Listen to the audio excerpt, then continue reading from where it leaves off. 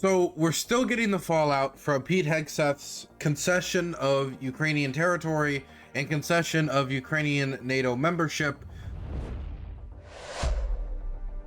all while Trump continues to go out there and make a fool of himself on a lot of these issues, either by just like throwing random numbers out there or like just openly like floating that they're going to send less aid than before, continuing to publicly lose leverage here, lose leverage there.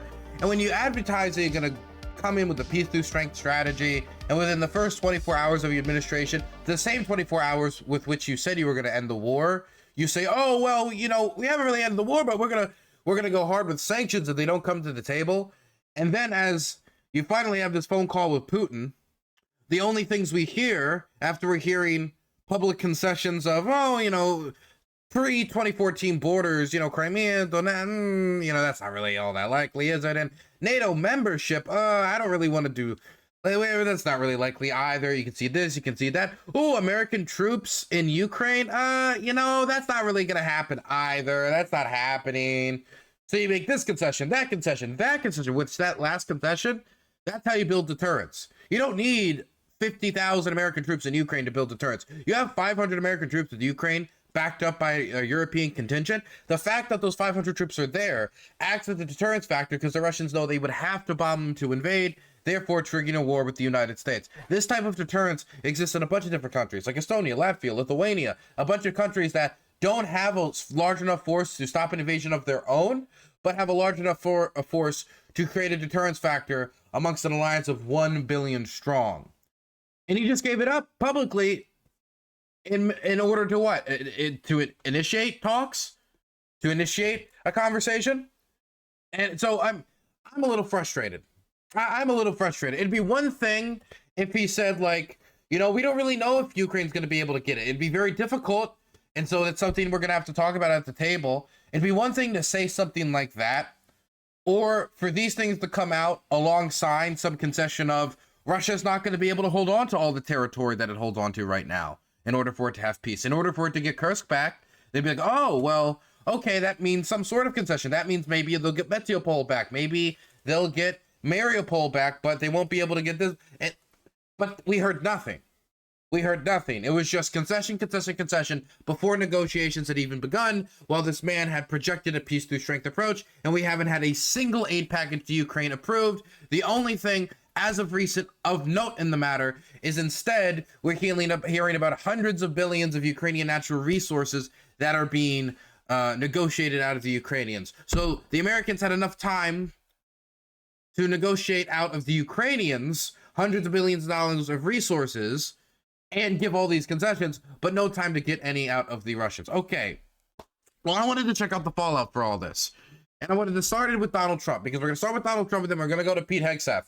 Because Pete Hegseth is, well, he's not having the best of days, because he seems to be walking some stuff back. But let's start with Donald Trump, because Donald Trump is taking questions from the press. You know, he's talking to people. He's, you know, being asked questions. And the fallout of all this is, of course, creating quite a stir.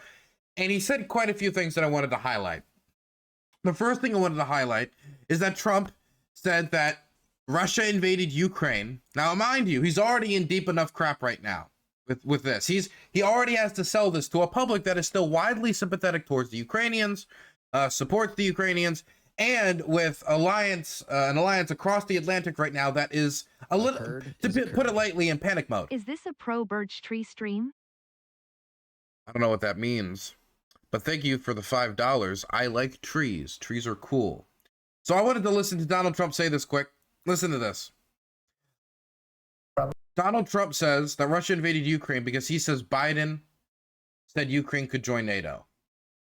Probably good today. They're a little bit softer, perhaps, but I thought his comments yesterday were pretty accurate.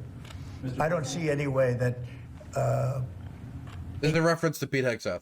Country in Russia's position could allow them, just in their position, could allow them to join NATO.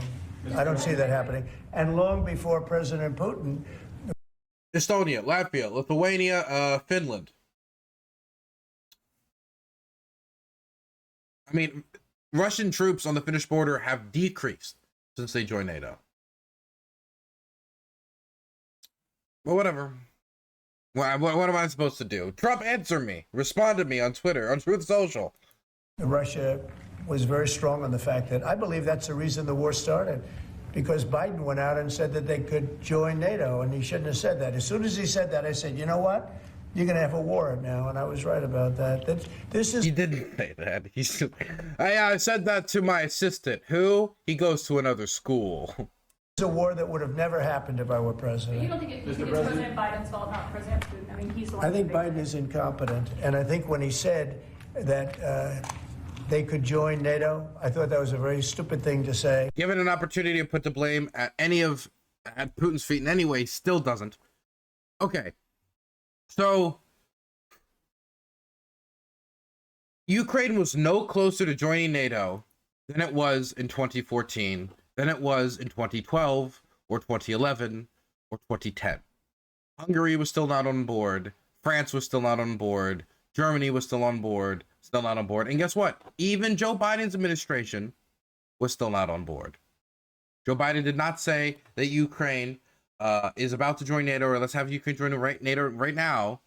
They simply never closed the door on Ukraine joining NATO. They never gave up that leverage, which you so quickly gave up before talks had begun. Next clip, I could talk about these forever, but there's just so much to go through. This is not a clip. This is a quote. Here it is. Asked if he trusts President Putin, President Trump says, yeah, I believe he would like to see something happen. I trust him on this subject. He also says he wants to see Russia back in the G7, which it was kicked out of for annexing Crimea.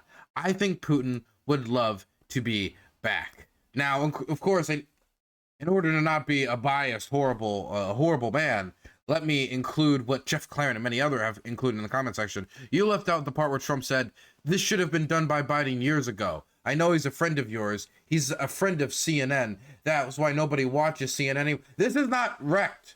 This is not in response. Like, this is a horrific thing that the president said. He just said he trusts a bloodthirsty dictator that has invaded Ukraine twice.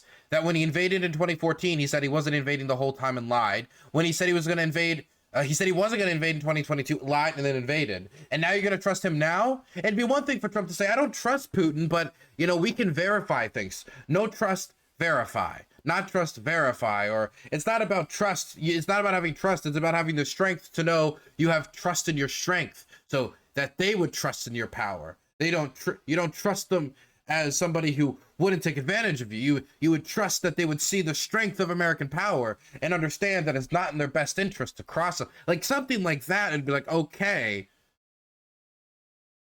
But he just said he just straight up trusts a man that rolled on Obama, that rolled on Biden, that lied to the United States time and time again, and continues to lie to the United States. And I trust him. Now, someone might say, well, this is just diplomacy. Well, but even if it is just diplomacy, number one, it has a negative societal impact, because if you're saying that you trust the man, then that'll affect the American public and how they view the man. And they might start to trust his words. And then the American public might start to be more misinformed. And then they'll start to believe all this nonsense about biolabs that Tulsi Gabbard was yapping about at the start of the invasion, and who has now been approved as the top intelligence official in the country. I'm sure Five Eyes is very excited about that. Let's continue. Trust Putin. By the way, it's not just trusting Putin. They're also going to be bringing some of his cronies to the Munich Security Conference. The same Munich Security Conference where, even though I have a million critiques of Biden's Ukraine policy, that Biden would use to coordinate Ukraine aid and coordinate the alliance network to support Ukraine, he is now bringing one of Putin's cronies to the Munich Security Conference, where Ukraine's allies gather. Not quite yet. It's a little early. They're having a meeting in Munich tomorrow. Russia is going to be there with our people. Ukraine is also invited, by the way. Not sure exactly who's going to be there from any country, but high-level people. Ukraine's also invited, by the way. From Russia, from Ukraine, and from the United States. Do you want to have Russia back to the G7? Okay, so I wanted to throw this out there, by the way, because I don't believe Trump ever had a plan, in really any capacity, because we're gonna get into that when it comes to the next guy, Pete Hegseth. But I also wanted to show an instance of Trump not being able to formulate plans when it comes to the difficult decisions that his predecessors have been in. For example, Donald Trump has been a constant critic of how the Democrat administrations have held Putin to account for the war in Ukraine, or how they've handled the war. He'll say that the war started under Obama because he was weak and such, and then, you know, the war was relaunched under Biden because of the same thing, his weakness. And so a reporter, and I don't know how nobody has thought to ask him this before, how nobody thought to ask him this on the campaign trail. But a reporter said, like, okay, what would you have done?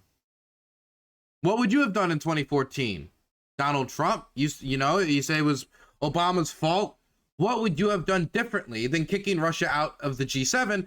The same G7 that Donald Trump is now saying, oh, you know, it'd be cool maybe if after this is all over, you bring Russia back into, even though it now seems that his administration is signaling towards them still holding on to Crimea.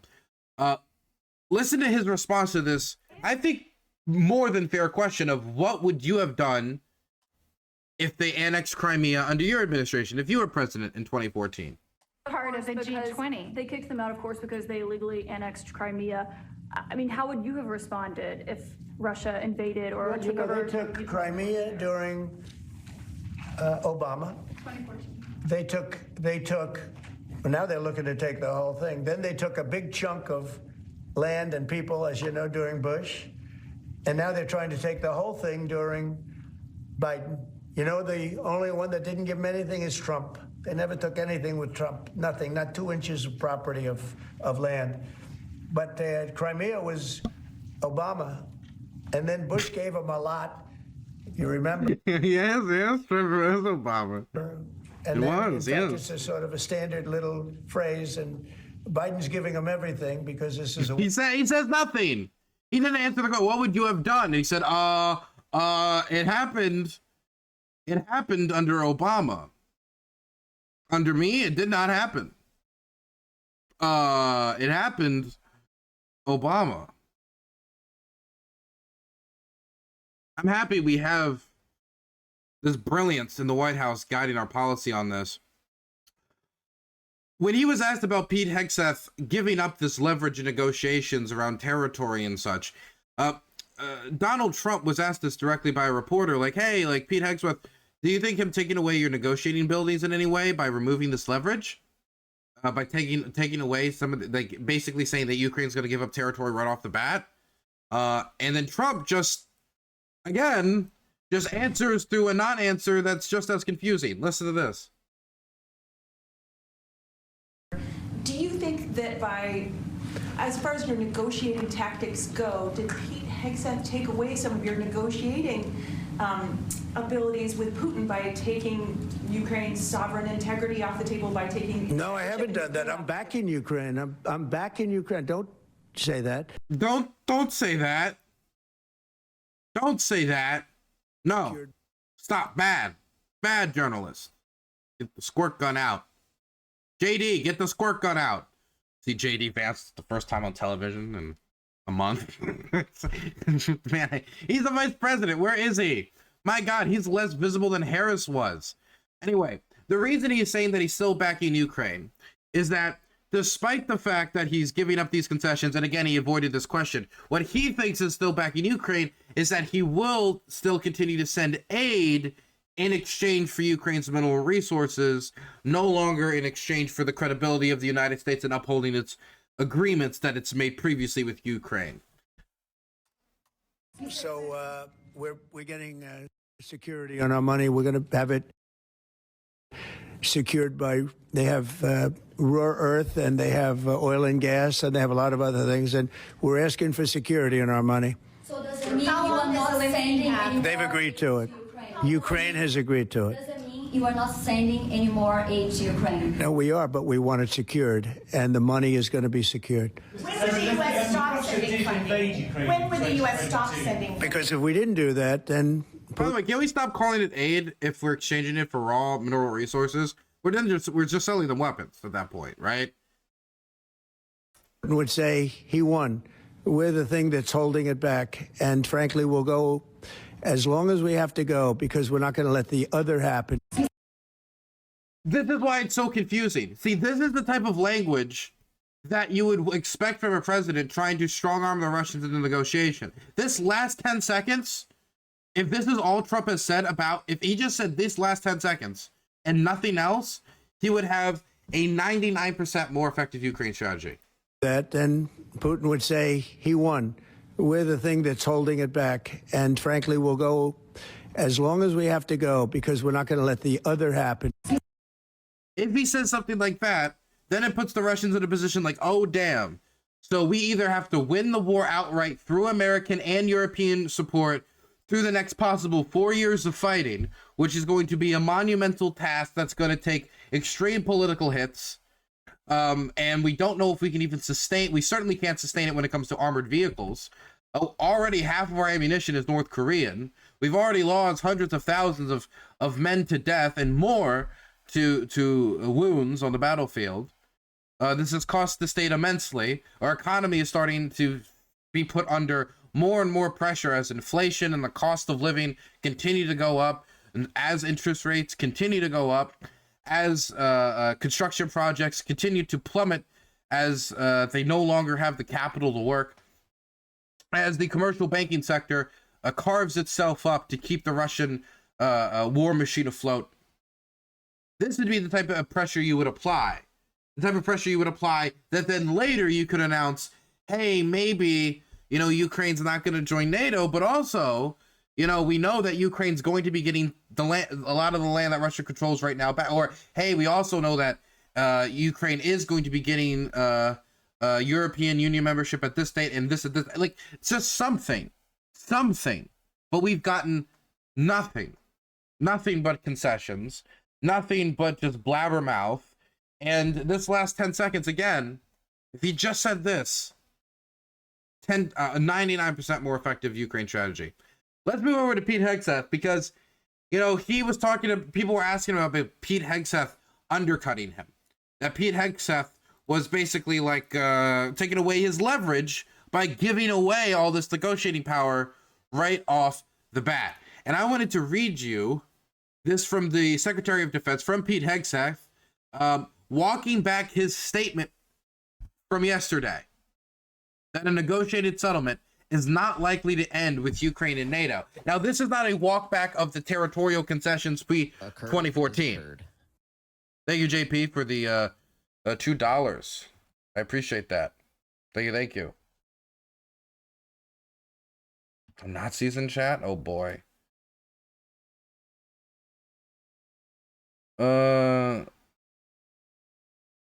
Let me just see.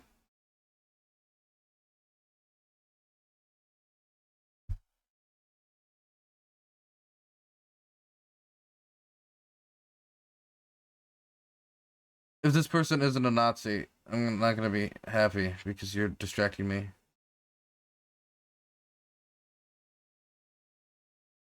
Our urban utopias are worse than literal war zones, literally. As a man who's never been to a war zone.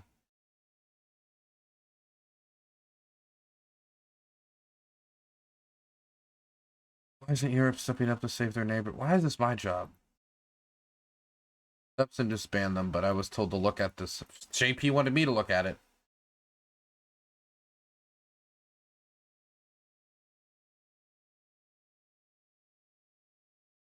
Okay, I don't care anymore. He's already banned.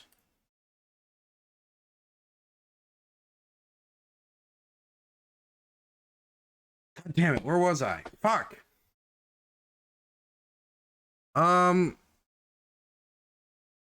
Oof. I don't remember. Shit.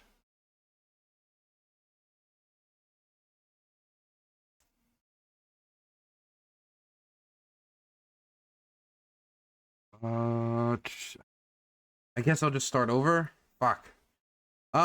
Here is Pete Hegseth giving up leverage. Yeah, I understand we were at giving up leverage, but we were at the Hegseth undercutting Trump and making sense. Okay, we're at the transition point. Then we'll just go back and move from that point.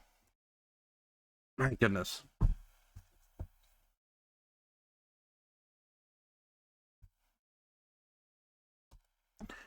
So Pete Hegseth, he's getting all these questions. He's getting all these critiques. Trump's getting critiqued for all of this leverage that was given up.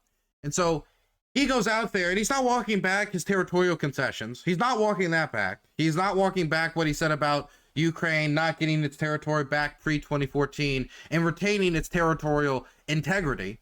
But he is seemingly walking back possibly it not ending up in NATO. And he's not saying that they are going to end up in NATO, but just that all options are on the table. Let me read this to you. These negotiations are led by Donald Trump. Everything is on the table. In his conversations with Vladimir Putin and Zelensky, what he decides to allow or not allow is at the purview of the leader of the free world, President Trump. So I'm not going to stand at this podium and declare what President Trump will do or won't do, what will be or will be out, or what will be out, what concessions will be made or what concessions are not made. And so, I mean, this could just be a walk back of the NATO thing. It could actually honestly be interpreted as a total walk back. I mean, this flip-flopping benefits no one.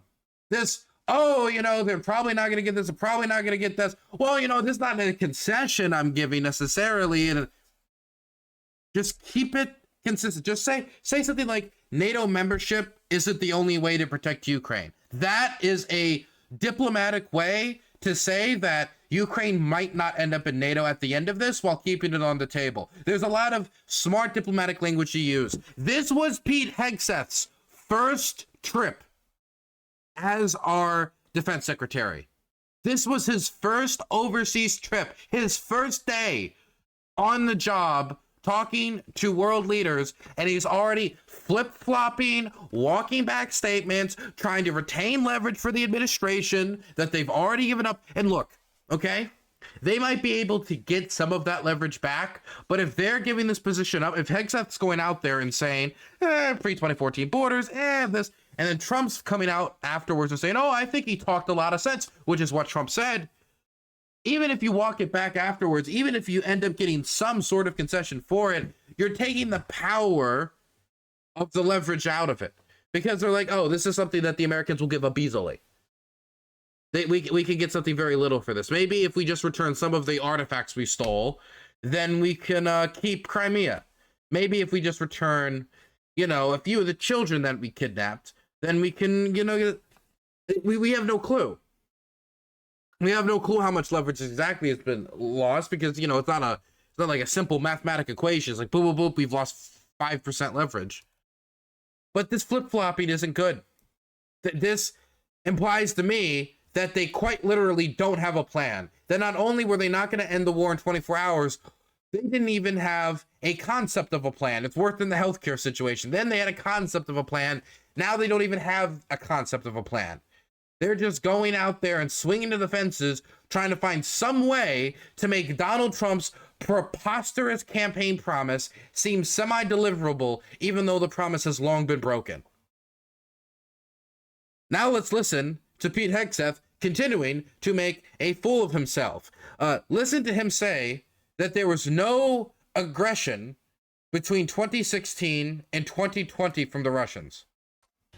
You have focused on what Ukraine is giving up. What concessions will Putin be asked to make? Also, that's a fantastic question. Why we talked about this concession and that concession. What about Russian concessions? What do they got? Well,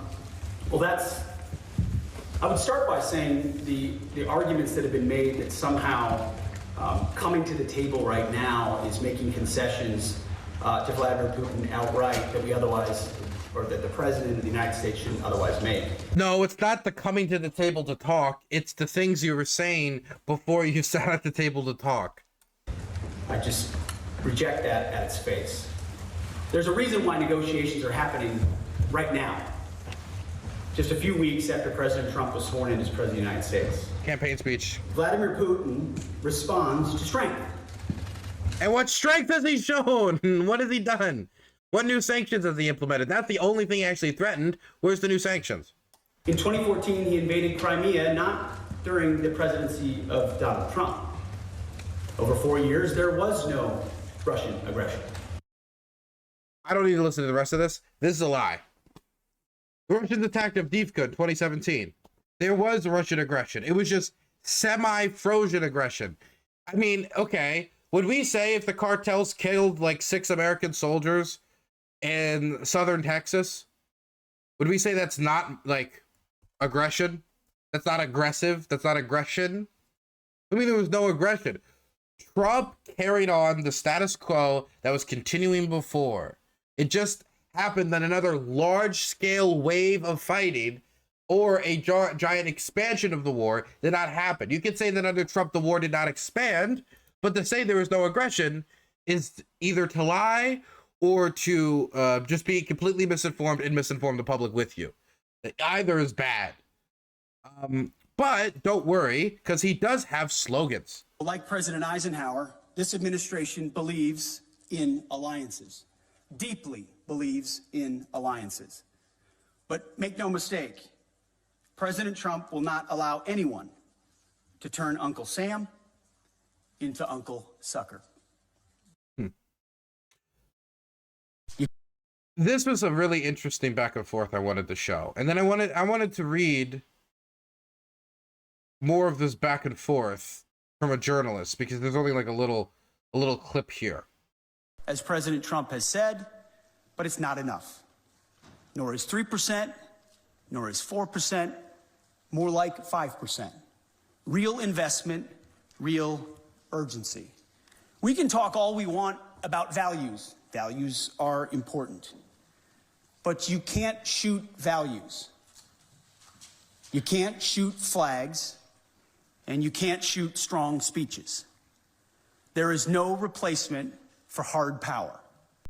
So why was aid blocked for completely partisan reasons by Trump and gang during the Battle of Avdiivka, costing lives? Well, we offered nice supportive words. Like, this would be, like, all of this would make sense or be like cool rhetoric if it was attached to action of some sort. As much as we may not want to like the world we live in some cases, there's nothing like hard power. But also, I don't like the rhetoric around values. I mean, specifically what he's saying here about values. And a reporter actually followed this up, and I wanted to read this back and forth between the reporter and Hegseth. I don't like this thing he's saying about values here, because it's true that, like, on one hand, you don't shoot values, you don't like fight for, you don't like, values aren't like a baseball bat, they're not a giant sword, it's not a machine gun, it's not ammunition, you need hard power at the end of the day.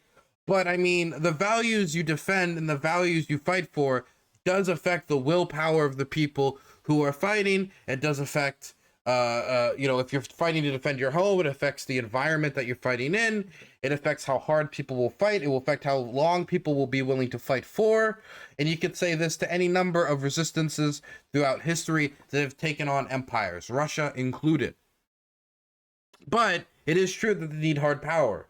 And again, these words would hit harder if they were offering Ukraine some hard power. Lastly, and this is probably one of the most embarrassing things Pete Hegseth has done, he decided that Jack Posobiec was going to come along with them on this diplomatic mission. It's his first diplomatic mission overseas, and he's thinking, you know what? Let's throw Jack Posobiec out there. Let's bring Jack Posobiec along. If you guys don't know who Jack Posobiec is an internet personality who, I mean, you could just call him far right. I don't know how specifically you would describe every part of his beliefs, but he is a authoritarian who has explicitly said that he wants to go after and he wants to take down democracy. He's not interested in democracy. He's interested in going after the left. He's interested in going after the enemies of the right. He's interested in suppressing the enemies of Christianity. He is a Christian authoritarian theocrat with extremely autocratic principles, who does not really believe in democratic republicanism in any manner whatsoever. And to take that man over to Europe to represent America in any way when there are people over there actually fighting for their civil society, fighting to defend a democracy? Because if the Russians win, there will be no democracy in Ukraine. There will be no chance of democracy in Ukraine, and there will not be democratic elections in Ukraine.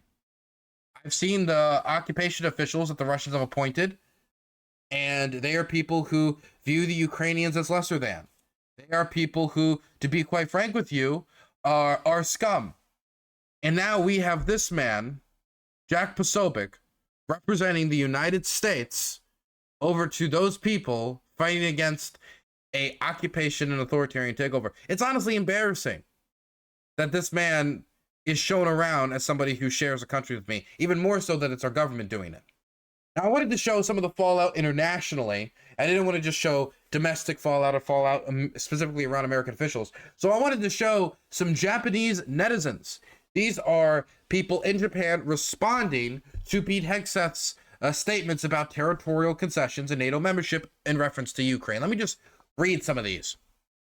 It would mean allowing a change to the status quo by force, the first comment reads. The next comment reads, if we apply Ukraine's situation to Japan, it would be like Japan should give up if Russia were to invade Hokkaido.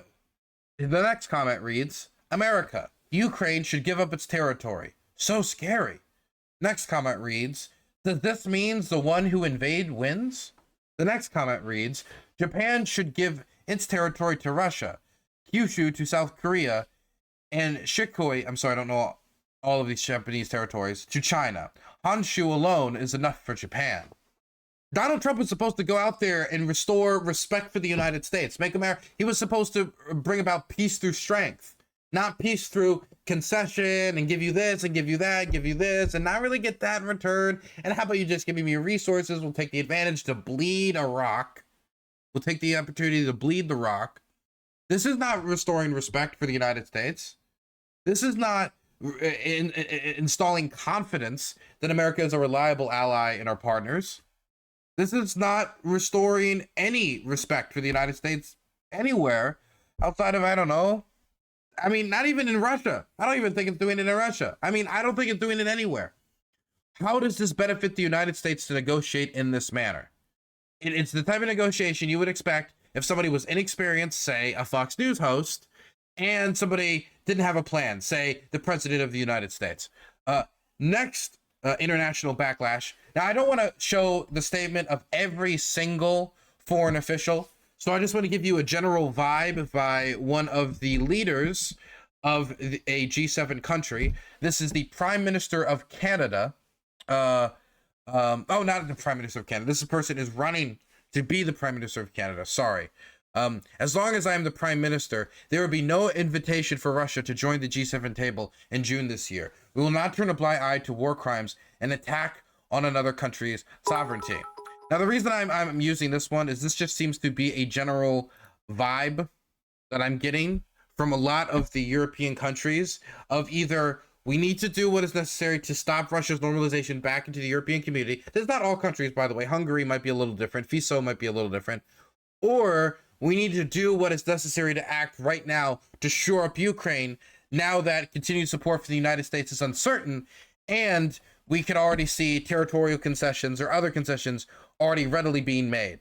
Thank you for the 100 bits sent to your plan. I think a better display of this would be from German Chancellor Olaf Scholz, who's urging the German parliament, as he's about to leave power within probably the next month, to declare it is going to leave power in the next month, to declare a state of emergency, citing, and I quote, the events of the last 24 hours and statements from the U.S. government on Ukraine. Here is the video translated. The Bundestag should come to a decision as soon as possible, declaring the war in Ukraine and its severe consequences for the security of Germany and Europe as a state of emergency in terms of Article 115, paragraph 2 of the Basic Law. This leads to our support for Ukraine, which is more important today than ever, no longer coming at the expense of the other duties that our state has to fulfill for its own citizens. Now remember, his government fell apart. The traffic light coalition fell apart because Olaf Scholz wanted to be able to go into debt to continue to send aid to Ukraine, while Christian Lindner, the finance secretary, did not want to do that because he is a debt hawk. And instead, he says, now this is of course claimed by him, that he wanted to use Russian debt to do it instead and go some other ways. But since then, that was the culminating event for the breakup of the coalition. So it isn't surprising that Olaf Scholz is still trying to find avenues to get more support towards Ukraine, considering that was what broke apart the coalition. One last reaction I wanted to show is read by Steve Rosenberg. Now, Steve Rosenberg is one of the best journalists still in Moscow. And let me tell you, there's not a lot left. Most of them have either left Moscow or they're still in Russia, but they're not in Moscow. They're in a prison cell somewhere. But he is one of the few that is neither in a prison cell and has not left the country. And he works for the BBC. And one of the reports I really like that he does, and I'll show a lot of times on this channel, and I really like to watch them because I just cannot be bothered to go read the Russian state newspapers when I'm already watching a lot of the translated versions of the Russian state TV, is he goes and he reads Russian state newspapers and then translates it for a Western audience so American can get the perspective that Russians are hearing about on the state newspapers. Because a lot of the propaganda that's made by English-speaking Russian today, it's crafted for an American audience, and so certain maybe more honest perspectives, or perspectives that are met only and packaged only for a domestic Russian audience, they won't see. And it allows you to peer inside in a way, and I always find it quite interesting. I wanted to see how those papers were reacting to the recent announcements of all this fallout and kerfluffle in Washington over this phone call. Two faces dominate the Russian papers this morning, Vladimir Putin and Donald Trump, after their telephone conversation. This is the Russian government paper, Российская газета. The headline, First Call. Of course, because it's the Russian government paper, the photo of Putin on the phone is bigger than the photo of Trump on the phone. Izvestia points out that it's exactly 3 years since the last conversation between leaders of Russia and the US.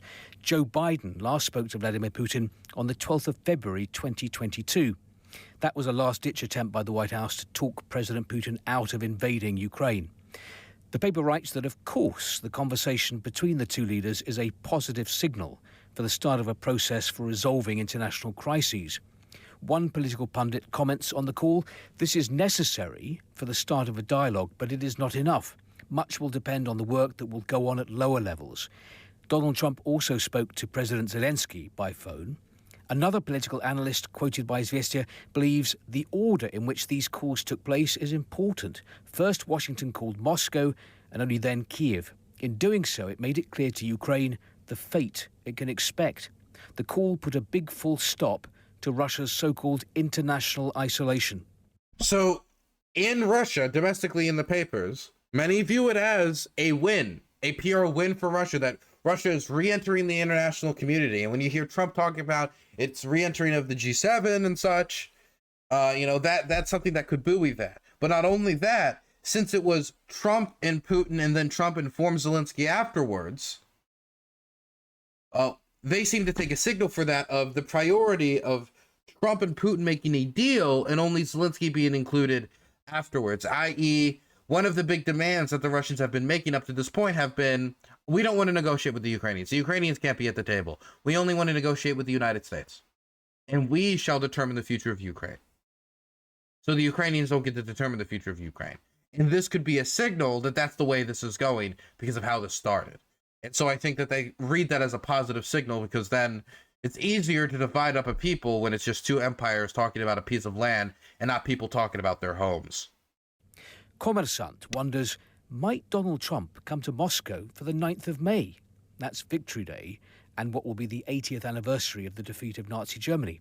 Well, after all, everything that's happening now seems to be unprecedented. On to RBK and more reaction from more political pundits to the Putin-Trump call like this one. There is a chance that this dialogue will allow Russia to achieve the goals it set at the start of the special operation, Russia's war in Ukraine. But a more cautious response here, the conversation was a positive one, but premature optimism is not a serious state of affairs. So, they don't want to read too much into the Trump phone call, but there does seem to be at least a few champagne bottles popping as public leverage is giving up and the fallout is rolled back as flip-flop and flip-flop and flip-flop is repeated by Pete Hegseth, and Russian state newspapers watch on. I'm not too excited by Trump's performance so far. By the way, one last funny part of this, Nigel Farage is now stronger on Ukraine than the Trump administration. Ukraine should join NATO. Nigel Farage. Nigel Farage said it is probably essential that Ukraine joins NATO, seemingly putting the key British Donald Trump ally at odds with the U.S. president administration as peace talks get underway. The comments come despite Farage's previous argument that NATO and the European Union provoked Putin into his invasion of Ukraine. As his boss announced direct talks with Putin Wednesday, Trump's defense secretary Pete Hegseth ruled out Ukraine. Oh, that's all the background. But Farage, whose right-wing populist party is challenging British Labour Party government in the polls, suggesting Kiev moving closer to the West should form a part of a long-term solution. Farage told a London press conference Wednesday he didn't want to prejudge how these negotiations go, but said, if we can get Putin into a place and Ukrainian President Zelensky into a place where we have reasonable negotiations, I would thought, looking ahead, it's probably essential that Ukraine joins NATO. Farage doubled down on that point on GB News, where he hosts a show later that evening, stressing Ukraine now joining NATO is almost an essential part of this peace deal. This is though that last election he was criticizing NATO's expansion. You know what this might indicate to me? Number one, not only is it funny that Farage is somehow stronger on the issue than Trump, and Asset should almost certainly is a much stronger negotiating position than, and it still leaves a question mark somewhere for negotiation. Is certainly a better negotiating position than. But the other thing that's interesting about this to me is I think that Ukraine polls popular enough in the United Kingdom, and it does poll very popular. Support for Ukraine in the United Kingdom is very, very high. And their polling is doing well enough that he's like, oh God, we actually have to win over people outside of our little our little circles, our little alt media circles, and our fringes of the British population. So we need to move into the general public. We have to maybe moderate our image a bit. Could be that. Either way, I think it indicates that one positive sign and one good piece of news you could take from this is that British support for Ukraine is still holding strong, both amongst Keir Starmer's government, but also amongst the general population and much of the opposition.